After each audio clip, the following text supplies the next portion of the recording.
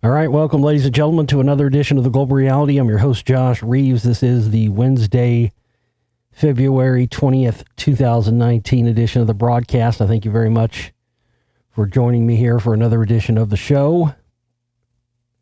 I've been off, I've been offline for a few days. Towards the end of last weekend, this week, I had computer problems again, which thankfully I've gotten fixed. It's strange. I've only ever had this happen to me once before this. But literally something like took a hold of my computer, like somebody was controlling it. Like it was bizarre. I was literally watching stuff be deleted. Like it was like somebody took a hold of my computer and started trying to delete all the stuff that was on my external hard drive. Well, luckily I have the stuff that's pertaining to the movie on a separate hard drive on another computer that has all my film work stuff on it, pretty much specifically for that reason. But I was able to get all my data back and everything and get it restored, but it was bizarre.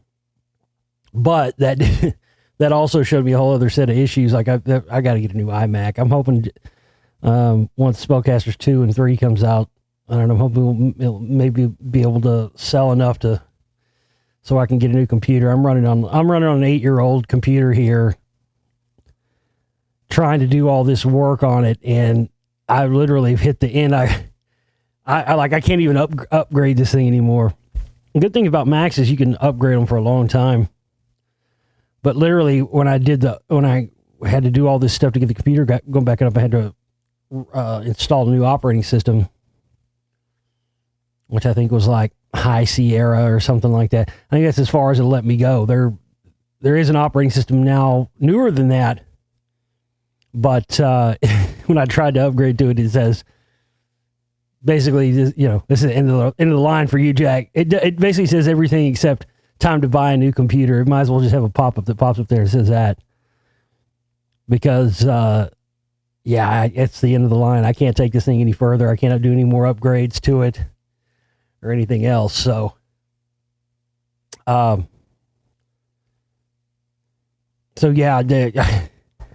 basically, this thing's on the end of its life. It's been a great run though. It's had a great run, but, I gotta get some money to get a new iMac in here ASAP. I wish I could get it. I wish I had the cash to get it now. It'd be even better, finish off the rest of these movies with that, be so much quicker and better, but you can only do what you can do.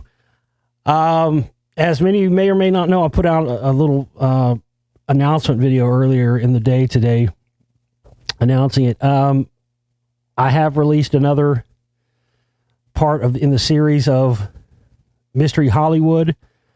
I wasn't really officially going to call this one part 5, although I kind of titled it that in the video. I hadn't been planning on doing a part 5, as I had told you, but there was, I kind of wanted to make something that at least had some newer stuff, because surprisingly, believe it or not, man, and I only credit this to you, the audience out there, new stuff keeps popping up, and so I didn't really want to do a part 5 of what I had, but there was enough new stuff that has been discovered now that's really important that warranted me making this. So there you go. If you didn't know about it, hey, go get it right now. You can pause this and listen to the rest of this later.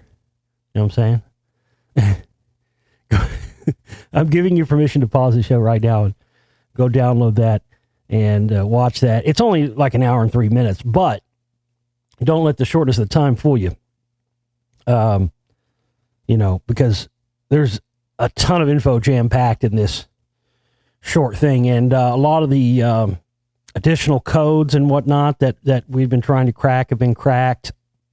I even discovered, yet again, just like I did on part 4, when I had gotten done with it, I randomly discovered something else at the very end. So it's kind of it's nothing really serious, but at the very end of this new, I'm not calling it part 5, but I'm calling it Supplemental Data. That's the name of this, Mystery Hollywood Supplemental Data hour and 3 minutes. It's in the download shop right now. You can go buy it. Anyway, at the end, I kind of put a little fun one in there, just to give everybody in the audience a fun little code from the movie that I found that you can crack on your own. It's nothing. I'm not gonna lie. It's nothing outstanding. It's nothing. But the reason why I put it at the end of the film, where like I said, I want to have something fun for you to crack. It's kind of an easy one to figure out, and it's nothing major once you figure it out. But what it does is it proves beyond any shadow of a doubt, not like you, if you had any doubt at this point, you're crazy. I mean, all the proof is there. But in the end title credits at the end, I found another little code thing they put in there. And a couple of you have already figured it out and sent me emails, so thank you. I wanted to give a shout out to... I'm sorry if I mispronounce your name wrong. You can't. Sometimes you don't know how people pronounce. Sometimes, well, her name's Andrea or Andrea. Could be Andrea. Could be Andrea. I'm sorry. I apologize if you pronounce it one way, not the other. I'll just say Andrea, and if I'm wrong, forgive me. But Andrea, congratulations! Shout out to her. I told her I'd give her a shout out because she was the first person to watch the presentation and crack the little fun code thing I put in at the end. And send in the response. She got it correct. So shout out, Andrea. You're on top of your stuff. Anyway, yeah, there's some. Yeah, man, there. It's crazy. There's some of the other additional stuff I didn't even think we would figure out. And I'm not even kidding you. I was just going back. I wasn't even trying to look at anything. I was just going through and verifying some other stuff and telling you I still notice new stuff all the time. But anyway, there's a lot of new tidbits, and there's some new information. There's more of the codes from the cracked, or from I talked about the animal code with the animal symbols. That's been completely cracked. You'll see that in the presentation. And as I talked about on the show, a lot of people, and look, everybody gets this. It's not uncommon. But as I said, I always like to let people, in all my films and all my work, I like to present the information, let people draw their own conclusions. I'm not in the business of trying to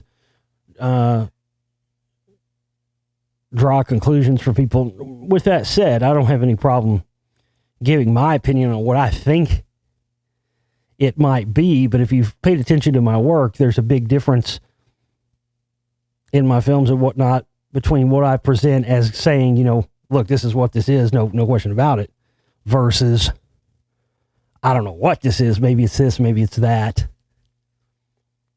But people had been asking me to speculate. That's a big question I've been getting. Well, what is all this stuff for? Why did they do all this stuff with this movie? Why are all these codes there? What does it mean? What is all this stuff with these locations, all this stuff? And again, I don't have all the answers. I don't know. But I speculated and did some speculation on that in this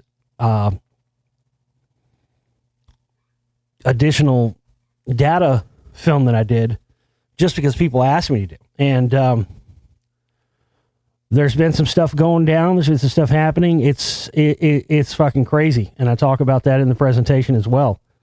I think that again, this is just my opinion. I'm only saying this because people asked.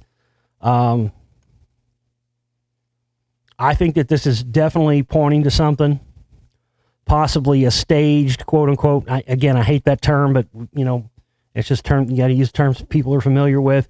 Some kind of staged, quote unquote, false flag, stage attack, specifically involving Hollywood, happening very soon, possibly even sometime this week, maybe even possibly around the Oscars. I don't know. I think that's why they pushed the theatrical release back to come out on 4/19 of this year. Look at all the other staged events that happened around 4/19, 4/20. I think there's a possibility that there's something coming in relation to Hollywood. Look, this Jesse Smollett's thing blew up in their face. And I think they need something to distract away from that. I think they need something to draw people's attention away from that. I don't know, man.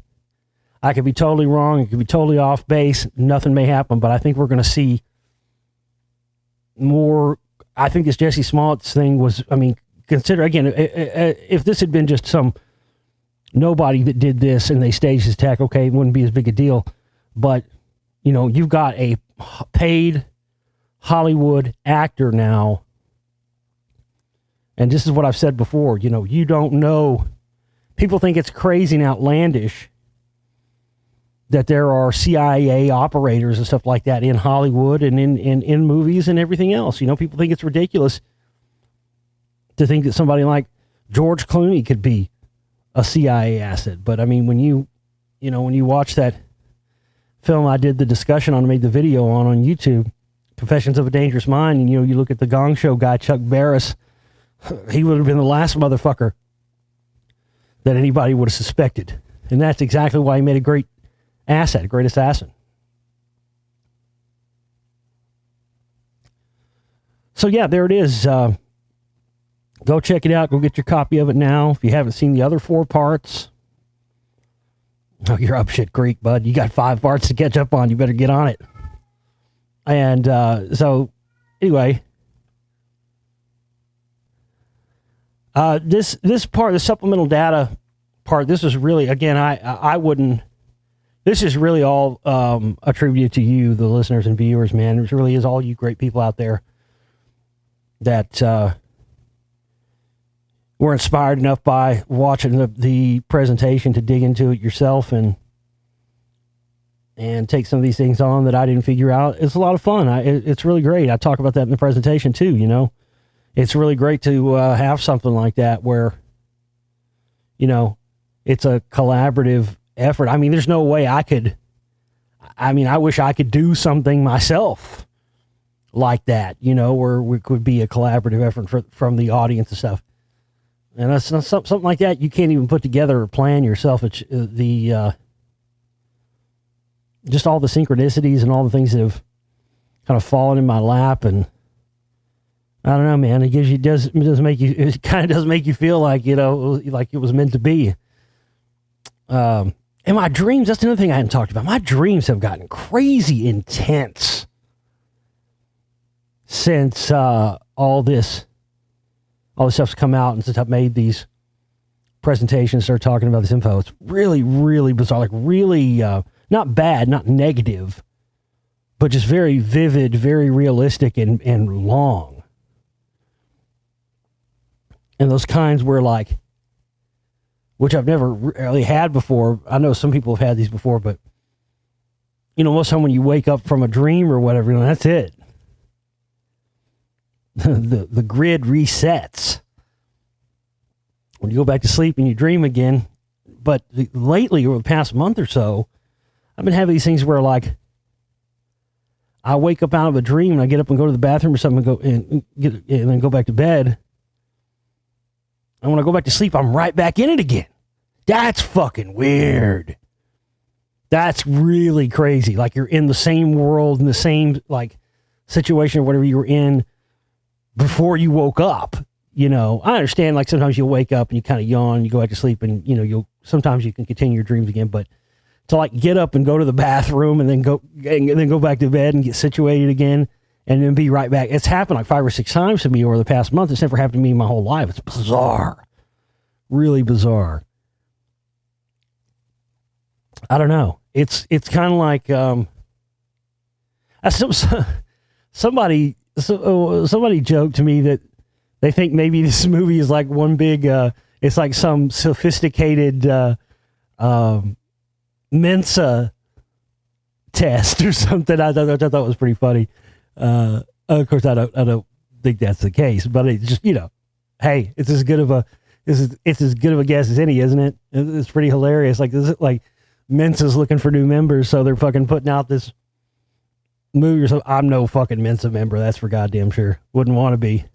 But it is fun. Just it's just that idea, you know. At least it's not a NAMBLA recruitment film. I mean, you know, things could always be worse, right? So yeah, I also want to let you know that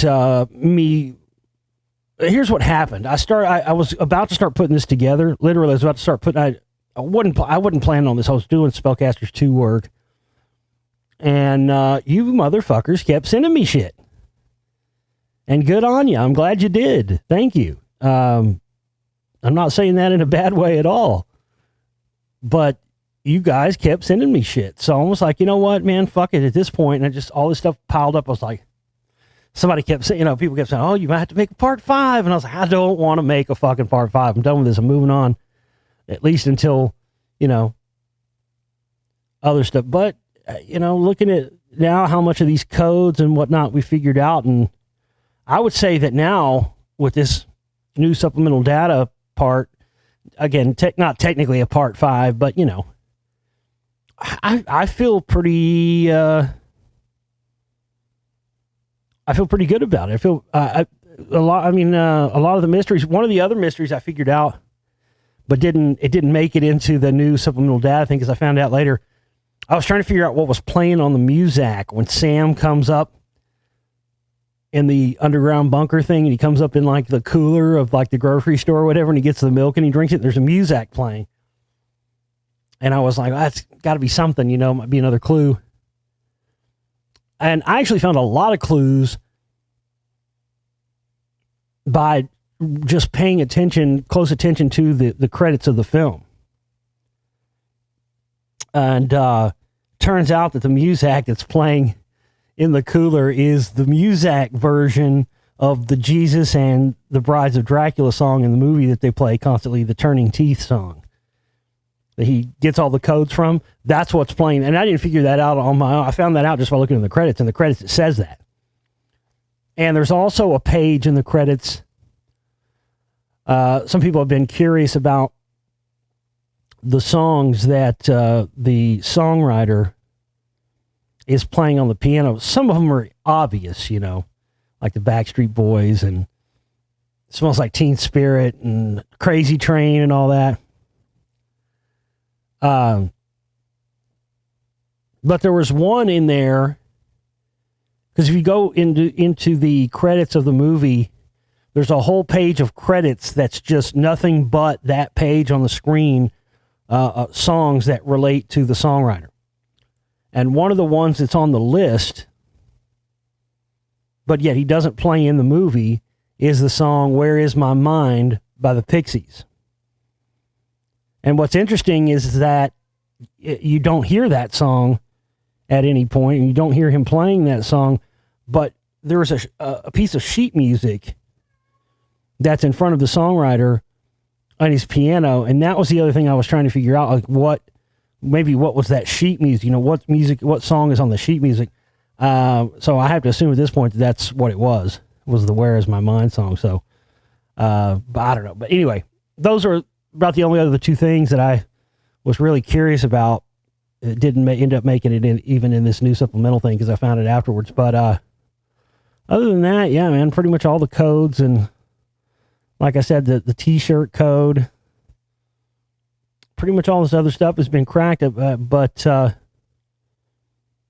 it's going to be interesting to see what happens once this gets out to a wider audience and once it gets the theatrical release and all that. So, yeah, very interesting stuff. Anyway, Mystery Hollywood Supplemental Data,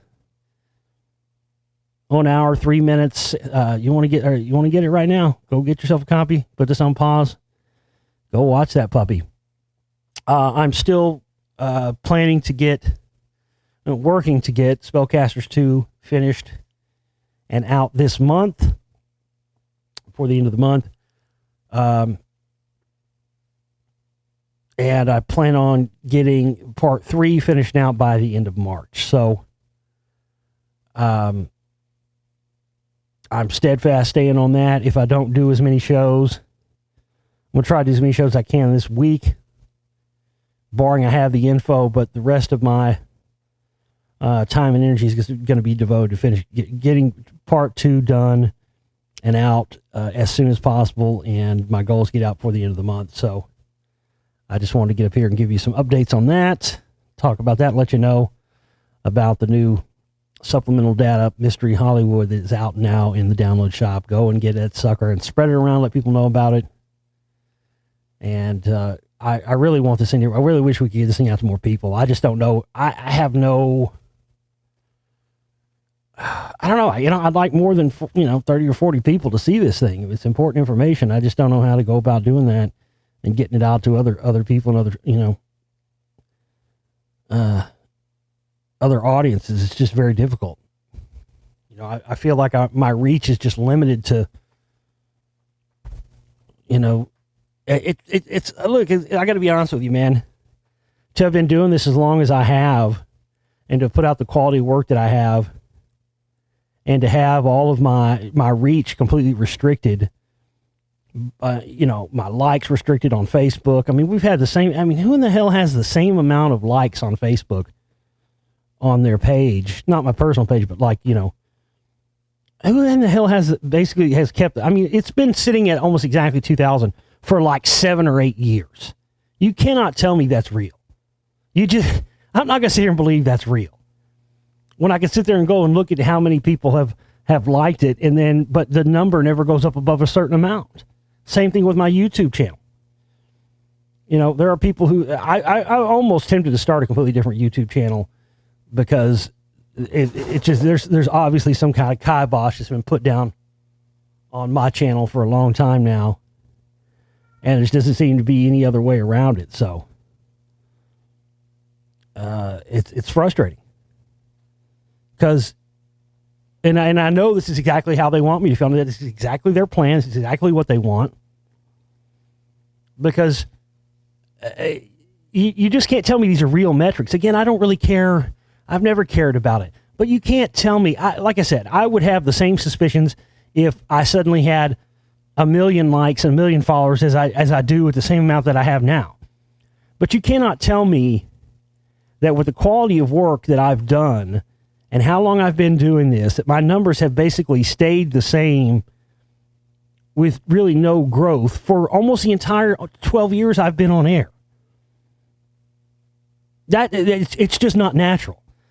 And again, maybe I wouldn't have said this a couple of years ago, but I got to say it now because it's a fact. I've had TV appearances, I've had 2 appearances on Coast to Coast AM. All these things that should, by every definable metric, at least cause, I'm not saying these things are going to cause a massive influx, you know what I mean? But they should at least cause, your numbers to go up in a little bit. And they never do. And I've seen my videos have, you put up a new video and in the first 24 hours it has 600 views, and then you come back, 5 hours later and it's down to 400 views. And you're like, oh, wait a second. And there's no recourse. There's no way around that. There's no way to combat it. I don't know what else to do. I have people all the time tell me they spread the word for me. I hear people shout me out on radio shows and stuff. And it never, ever causes a change or a blip in anything. And again, after, you can be paranoid about that kind of stuff at first. And that's why I don't entertain some of these things or even talk about them sometimes. Because I don't want, everybody, oh, yeah, sure, buddy, you're getting messed with. Yeah, everybody's getting messed with, blah, blah, blah. I don't want to be another one of those people, because there's a lot of people out there that tout that. But I got to tell you, it's the truth. There's just no way that you can have the numbers be that stable, good or bad, for that long. You know what I'm saying? It's the stability of that is too irregular. Nobody can just stay at the same amount of views and likes on every single video and every single thing they put out, and also on social media and everything else for that many years, and it not be unnatural. You know what I mean? It's just as unnatural as if somebody all of a sudden, overnight they got 1 million subscribers, and that's suspect. But people don't think about it being suspect that that somebody who's been doing this long and has had this much exposure and done this many great things for their numbers to stay almost at the same exact level for that sustained of a period for fucking 12 years or something. It's just that's not right. So, but again, we're in this day and age, those things used to not matter. That's why I didn't used to pay attention. Those things matter now. It used to be all about website hits. Nobody gives a fuck about how many hits your website gets now. Nobody gives a shit. Websites are dead as disco. Doesn't make a fuck. Well, all people give about now is how many Twitter followers you have, and I won't do Twitter.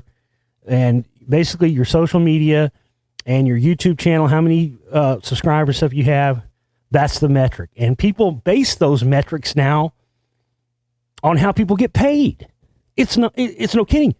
You know, you sponsors won't work with you unless you have a certain amount of subscribers and a certain amount of things. But my metrics don't equate with the amount of people that know about me and listen to me when you look at how many emails I get, just everything. And again, I don't know any other way. I don't know a way around that. But they are intentionally and have been for quite some time keeping my reach in a state of arrested development. And even when I go and get a big opportunity or something, it doesn't even cause a ripple, because it's like, even if I did get that many views, they would never allow it to show. I've had videos that have sat at the same views for years and never moved. Yet the likes and comments continue to go up. How is that possible? People talk about this all the time. I'll put a new video up and it'll say there's 5 comments. And I'll be like, oh, somebody commented. And I'll go and look, there won't be any comments. You know, or it'll say there's 15 comments, there'll be 3 comments there.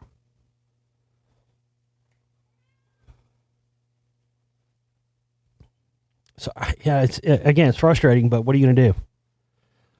I just continue to push on, but I mean, it's so unnatural. I mean, like I said, you know, it's unnatural to have, for some of these guys who've been putting out, you know, I see these guys who had their channels for like 6 months, a year. They got hundreds of thousands of subscribers and, you know, 20, 30,000 views per video. Does that mean that they're better than me? No. But these metrics now, people take these metrics and use these metrics into real world, you know, things like how much, you know, someone's worth, it's almost like it plays into someone's net worth now. And the whole thing is manipulated and lies. And, you know, it's completely not a fair or even playing field. There's got to be somewhere. I mean, I just don't know any way around any of this. I just don't. And I don't even like to talk about it a lot of times, but man, it's been going on for so long that I just can't ignore it anymore, you know?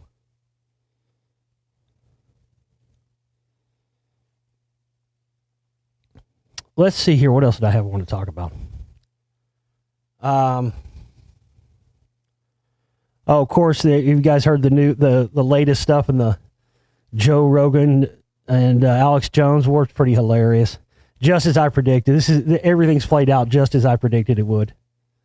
You know, I knew he wasn't going to say shit. He wasn't going to expose anything about Joe Rogan. And, of course, that's exactly what happened. He came out with his big revelation. It was just total weak sauce. Nobody bought it. I've seen a couple of little posts about it, but for the most part, people are not buying it, completely ignored it. He's basically, he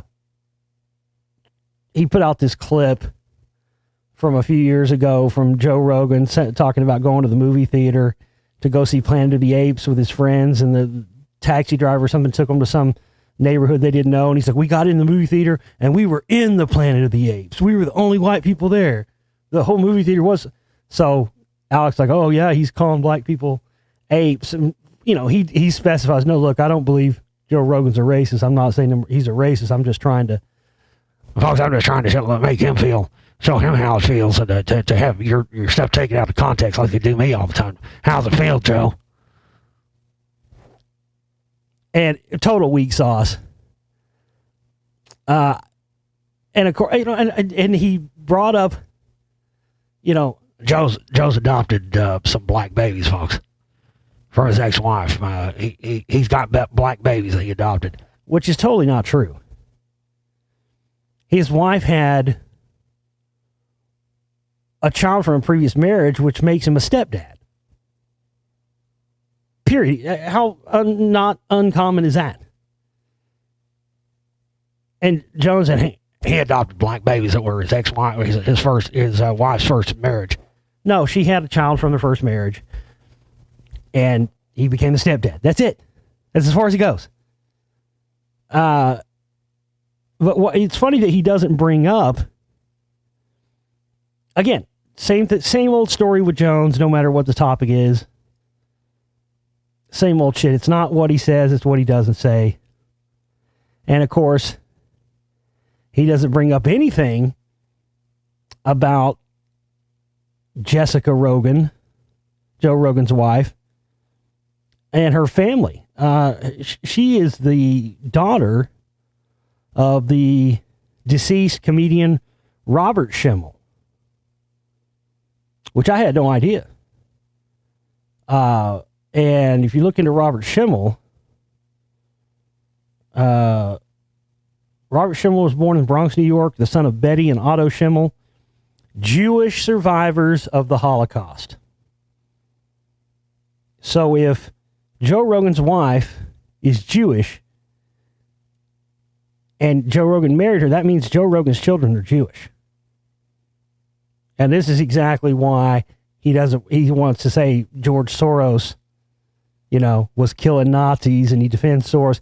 This is exactly why like I said, I heard him say on the show, the Rothschilds could be a conspiracy theory. We don't know. We don't know that the Rothschilds are real. They could be made up. The Rothschilds are made up.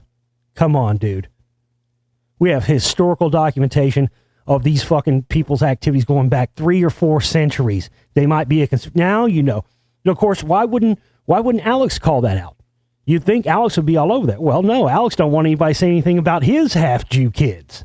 Because his ex-wife, Violet, was Jewish, so that makes Jones's kids half-Jew. So he's not going to call Rogan out on that and really get to the bottom of why he's covering up all this stuff, because he don't want anybody saying the same thing about him. It's total bullshit. It's smoke and mirrors. I told you it was. It's come to be true. This is nothing but Jones trying to keep his fucking name on the people's tongues because they've ostracized him and deplatformed him, so he's using his old buddy Rogan to try to keep his name alive. That's all it is. The same old bullshit. I did think it was funny, though, that Rogan immediately had a black guest on. The guy used to be on Chappelle's show. I just thought that was funny. Like, oh shit, we got to get a black guy in here quick. Because let's be honest, the majority of his guests are pretty vanilla. I mean, occasionally he'll throw in. I know he had the guy from Run the Jewels on there not too long ago, and that dude's a total fucking anti-white hater. But I just thought it was pretty. Donnell Rollins, that's who he had on there. I just thought it was pretty funny. It was like, oh shit. No, I mean, I saw a couple of people kind of make, if you type Joe Rogan racist, there's a couple of posts, but not much at all. Didn't really make a ripple. It's just more psychological operations. Both these guys are playing for the same team. They're both on the same payroll from the same people. And they want to continue. But like I said, that's usual shit from Jones. He'll go after the low-hanging fruit. But the real damning shit that he could say, he won't say, because he knows that fucking Rogan's got dirt on him too. That's the whole fucking thing with all this stuff. What else? A lot of people ask me through the years about the Mandala effect thing, and I've talked about done shows on it in the past. I got to be honest with you. I've always been 50-50 on it. I think this has always been my standpoint. I think there's something to it, but again, as with a lot of this stuff, I don't think that it's what we're being told it is. I don't think it has anything to do with black holes and CERN or any of that. But I got to tell you, man, I I discovered one the other day. I went to look and see if anybody else noticed this, and nobody has. And everybody's probably going to think I'm crazy, and they're probably going to argue with me. I'm telling you for a fact. I was somewhere the other day, and I heard the song "Circles in the Sand" by Belinda Carlisle. And I was standing in line somewhere, and it was playing. You know, they have music playing on it, and I heard the song, and I was like, "What the fuck?" Is this a different version? I mean, that song was huge when I was like 10, 11, 12 years old. That was like a skating rink classic back in the mid 80s. Dude, if you went to the skating rink in like 1988, dude, you're going to hear some motherfucking Debbie Gibson. I think we're alone, yeah. You're going to hear some fucking Debbie Gibson and some fucking Tiffany. And you were definitely going to hear some Belinda Carlisle, "Circles in the Sand." And, you know, I used to work in record stores and stuff. I've seen that physical record. I've looked through records bins before. But I heard it and I was like, is this a different version? Is this re-recorded? It's got to be like a different version because and I was listening, I was like, no, that's Belinda Carlisle's voice. But she kept saying "circle in the sand." Circle in the sand, round. I was like, it's not "circle in the sand," it's "circles in the sand." Circles in the sand, round and round. I was like, why is she saying "circle in the sand"? It's "circles in the sand." I looked it up and it says "circle in the sand." I'm telling you right now, that song has never been called "Circle in the Sand." The lyrics wouldn't even make sense if it was "circle in the sand." Because it's "circles in the sand," plural, round and round, meaning more than one, right? I looked it up and my eyes was just like, you gotta be fucking kidding me. Folks, I'm telling you, that song was not called "Circle in the Sand." It's always been called "Circles in the Sand." Come on.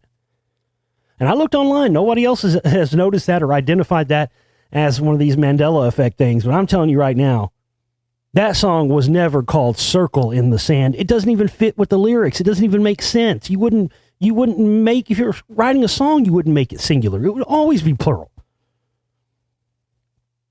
Listen to the theme of the lyrics, you know, about two people in love and stuff. It wouldn't make sense for it to just be "circle in the sand." That song has always been "Circles in the Sand." And now, no matter where you look, if you look at albums, if you look at fucking the video, it says "Circle in the Sand." I'm telling you, this is... I've been kind of skeptical of this fucking Mandela effect thing until that. Because I'm telling you for a fact, I know for a fact that song was not "Circle in the Sand," singular. It was plural. So that's just fucking crazy. I did hear another interesting thing that Jon said the other day, unrelated to Joe Rogan, that perked my ears up. He said that Jon Ronson, remember Jon Ronson, the guy that he snuck into Bohemian Grove with? I talk about him in Spellcasters. Maybe I should put that. I need to make a video. I've been meaning to do that and put it up on YouTube.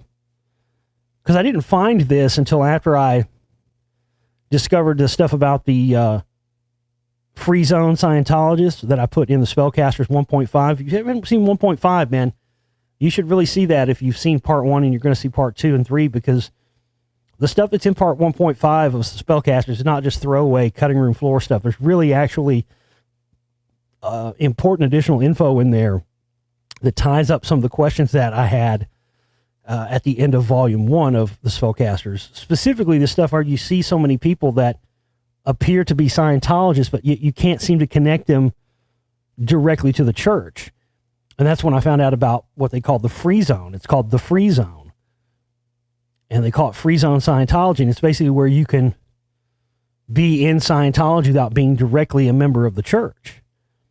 And I found this Jon Ronson clip from 1995 where from the BBC, where he talks about the Free Zoners, and he's always been apologetic of them. I've always suspected him as being a Freemason. He's definitely tied in with the psych warfare stuff, and he did the book that the movie Men Who Stare at Ghosts was based on, which is I detail all that stuff. It's all the psych warfare people, the stubble binds, and all that. According to Jones, Jon Ronson is now. I guess he's not probably not literally camped out. There's no camping places there, but in Jones' words, Jon Ronson is camped out in Rockwall right now, interviewing people from Jones's past for a book that he's working on detailing how Alex Jones is a sociopath. I just thought that was crazy. I was like, man, I need to fucking go out to Rockwall, fucking find old Ronson. And, yeah, that's a total fucking op spook. You see what I'm saying? But it's the same thing as like the Rogan stuff. Because Jon Ronson and Alex Jones were tight for many years. And now since you had this big divide where they're trying to get people to be on, you know, the left or the right, that's, you know, that if I'm proud of anything else, I'm proud of even predating this radio show, even predating my work in this. I'm talking about going back to when I was 17, 18 years old. I've always known left and right were both bullshit, and both were not an answer, and both were two sides of the same coin, both gang banging all of us, and just there to divide. I've never, ever considered myself a left winger or a right winger, and I never will, and I'm proud of that, and that's the one thing I stand on here, and that's why they hate me. That's why they want to keep me. If you won't choose one of their bullshit sides, then they just want to have you excommunicated because you are the most dangerous to them and their establishment. If you won't get on one of their bullshit divide and conquer sides and you choose to expose the entire corrupt system, you are the enemy. And as far as they're concerned, I'm public enemy number one. So, you know, you want to get that right down to why I don't have the reach that I do. It's because my work has spoken for itself. They know they can't buy me. They know they can't fucking pay me off. They know they can't shut me up. So what are they going to do? They're just going to use all their dirty tricks to keep my numbers at the exact same, no growth and no, what's the opposite of growth? Do I really not know what the opposite of the word growth is? Am I just drawing a blank?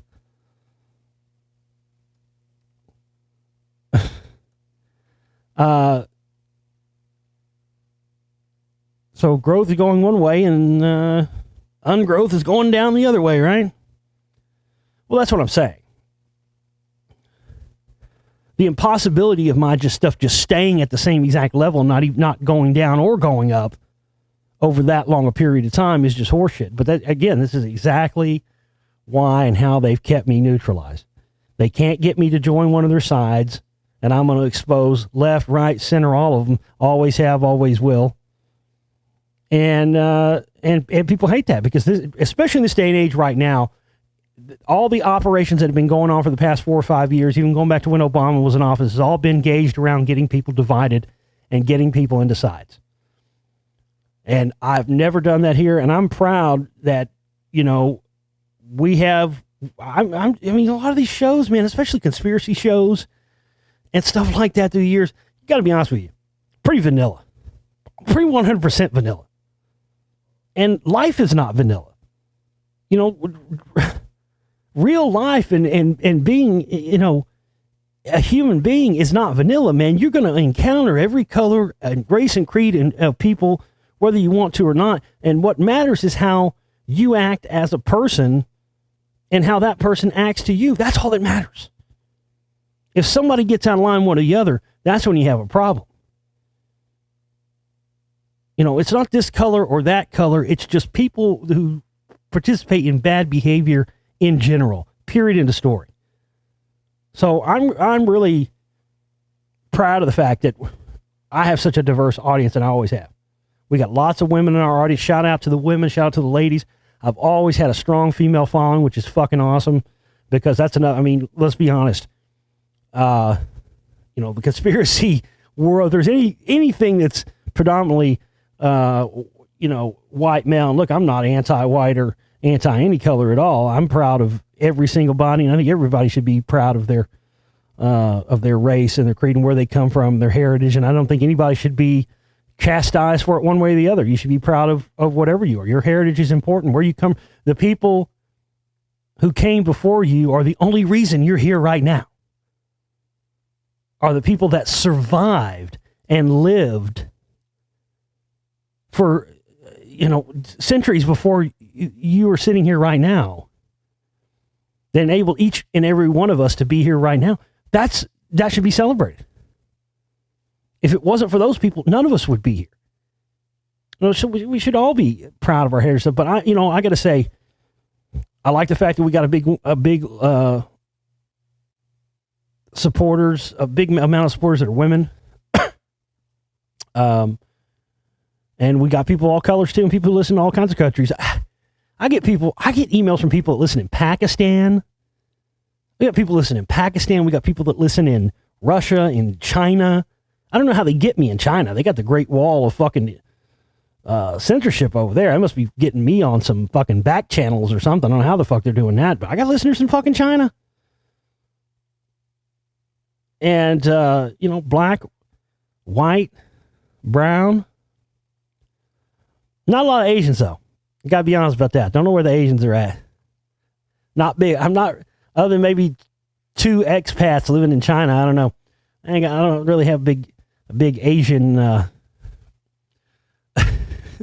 not big with the Asians. But hey, that's another other conversation. You don't even want to get into that. That's another thing people don't want to ever talk about. People are happy to talk about, white people being racist against black people, but people never want to discuss how fucking truly racist Asians are against white people. They are, or any color, anybody but themselves, really. I don't think that gets talked about enough. People don't want to discuss that. Asians are some of those racist motherfuckers you'll ever meet. That's a fact. Nobody wants to talk about that. Nobody wants to bring that up. Wonder why that is. Probably because there's so many of them motherfuckers. That's probably why nobody wants to say anything. And yeah, Asians represent they've got some of the biggest criminal enterprises on the planet, man. They got some of the biggest mafias and gangs, but for some reason, when people talk about the Illuminati or they talk about, the people who really control things, very rarely do the Asians get brought into it as if they don't have any power. They got a great deal of power. I always thought there was something about that, where people don't really want us to know how much power they truly have. I mean, like Chinese, these motherfuckers all, they believe they all descended from this fucking reptile, lizard, fucking dragon, snake thing that came out of the sky. They literally believe that. If you get down to the heart of what the Chinese people believe, they believe their entire civilization was seeded by this fucking, reptilian dragon thing that came from space. Like, no shit. That's fucking crazy, isn't it? I mean, goddamn. No matter what you believe in, whatever you believe is what you believe, but when you got a group of people, I'm not even talking about a religion. I'm just talking about people who believe their entire race was seeded by some fucking dragon from space. That's fucking wild shit, man. For real.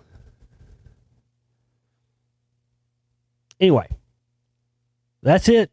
That's all I got. I got to get back to work on Spellcasters 2. Please continue to support my work. Our goal for this week is $300 of our total operating cost goal, and we won't have any more operating cost goals after that until the end of the month, the first of next month. And get ready, because I'm going to have Spellcasters 2 out to you very soon. And while you wait, go get yourself a download of the new Mystery Hollywood part. I didn't really necessarily want to call it part 5, but it's just called Mystery Hollywood Supplemental Data. It's in the download shop now. I love you guys very much. We'll see you next time. Take care.